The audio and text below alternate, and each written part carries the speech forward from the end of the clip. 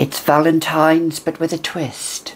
Let's go back in time. Let's go back to being a flapper girl, to being a dancer, to being vintage.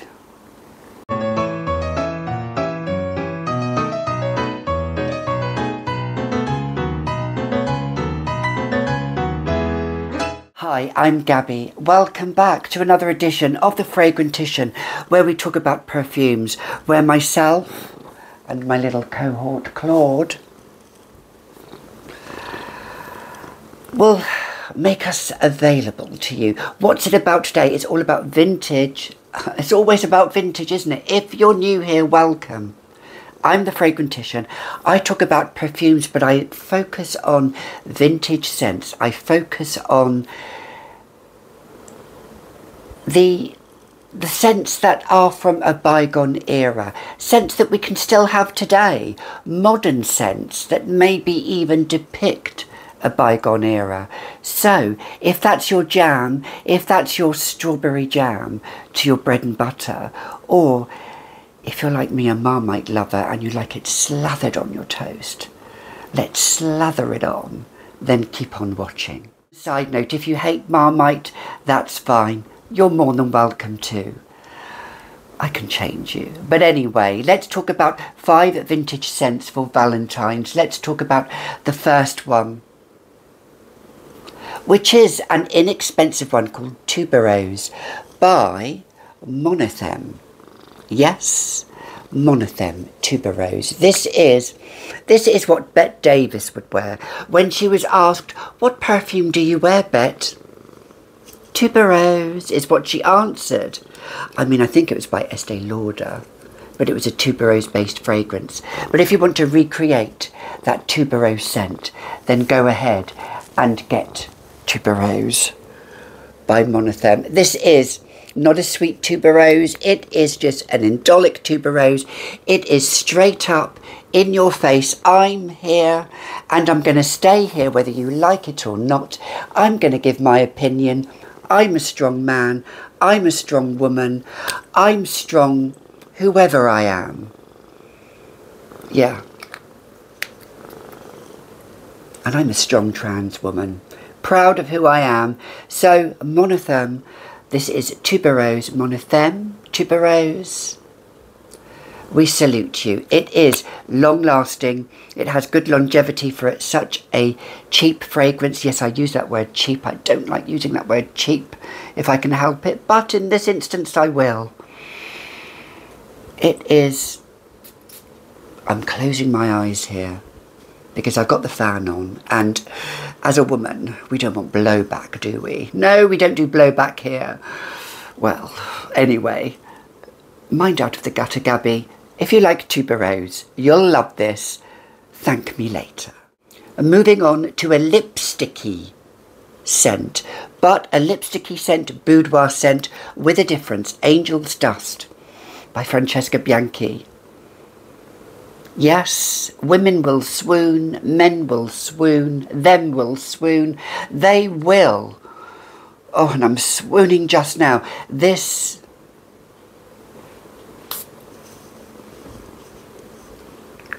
has iris, which makes it that beautiful powderiness, but it has a little bit of rose. It has a little bit of a slight indolic facet, not too much. I would say this is sweeter than the previous one. It has a boudoir feel to it. It is putting on the red lip, the eyeliner, the lashes, the hair, the scarf, and whatever's underneath, whatever tickles their fancy. This certainly may well tickle their fancy. It is a black swan fragrance. It's not a white swan fragrance. It's a black swan fragrance. It feels, although it was made in the last 10 years, it feels like it was made in the last 100 years. That's how this feels. It almost has a slight candiedness to it, and although there's no violet in it, it has this slight feel to it, a little bit of nod to Insolence by Guerlain, just a little bit, but it's in nowhere by no means the same.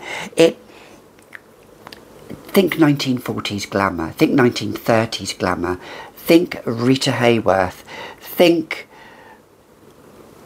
Do you know who I'm thinking of? I'm thinking of Mia Farrow in Death on the Nile would wear this. I don't know why, but I feel with this hairstyle, with that gun, shooting herself, shooting her lover, this scent kind of depicts that kind of bygone Art Deco era. Angel's dust, feathery lightness, a little bit of black pepper in, just a pinch to make it slightly piquant, slightly spicy, but not too much at all. Semi-sweet, semi-dirty, semi-beautiful, semi-naughty. We're semi-everything. Angel's Dust by Francesca Bianchi. The ultimate flapper's girl. Imagine it's 1927. Imagine talking movies have just started. Yes, they've just started. She's that girl wearing Shalimar. You know, I pictured, I don't know why, but I just think of Debbie Reynolds in Singing in the Rain. Although it was made in the 1950s, I imagine her wearing this, doing her dance, doing her singing, and although she's sweet, underneath it all lurks Shalimar.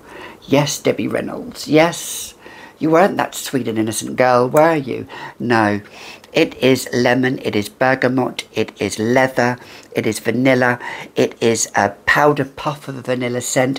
Imagine vanilla just puff, and this powder puff just kind of radiates from it, and the lemon, and it's suck it all in, suck it up, buttercup, yes. Oh, I'm feeling so decadent wearing Shalimar.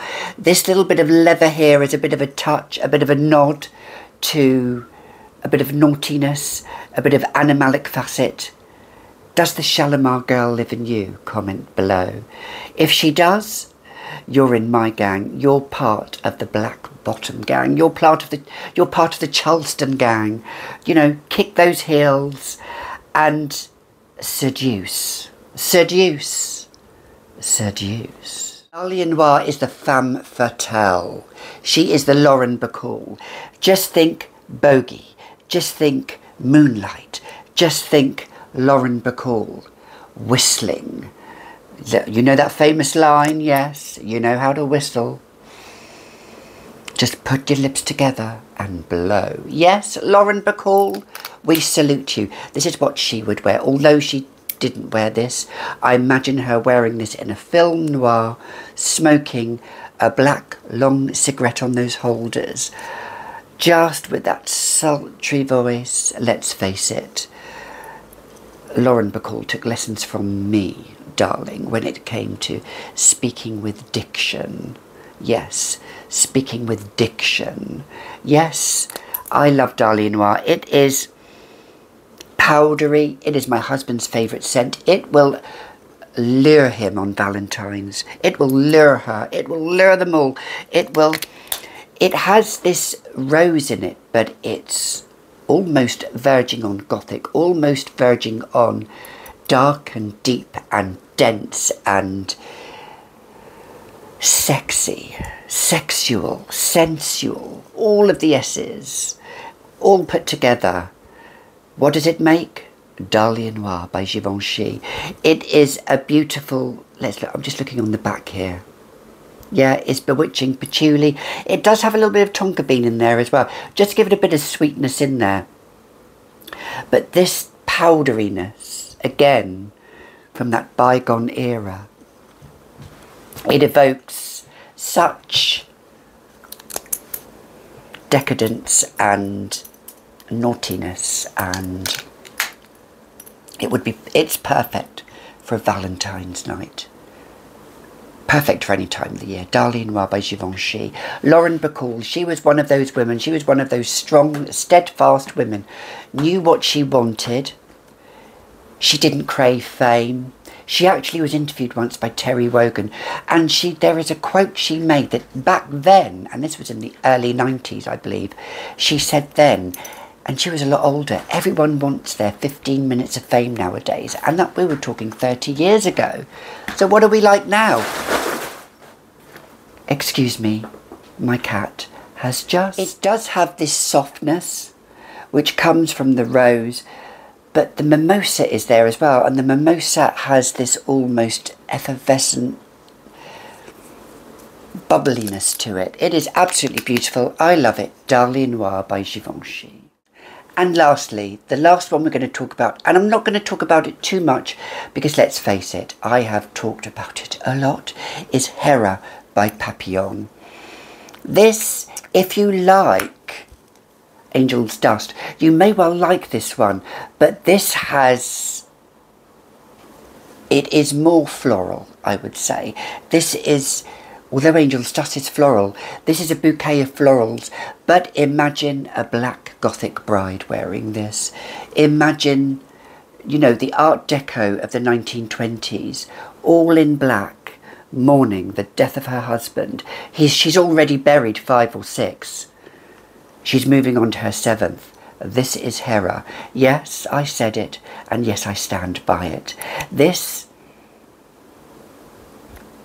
has bewitching magic about it. It's beguiling.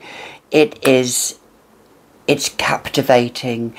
It's stunning. Look, you'll thank me later. Just try it. Just let me know what you think if you haven't. Because it's and I don't say this word lightly, it is a masterpiece of a fragrance. So those are just 5 vintage fragrances I would choose for Valentine's. Watch out for my next vintage fragrance. What will it be on? Until next time, I'll see you all in the next video. Always remember, you may be naughty, but underneath it, be nice. And I'll see you in the next video. Bye for now.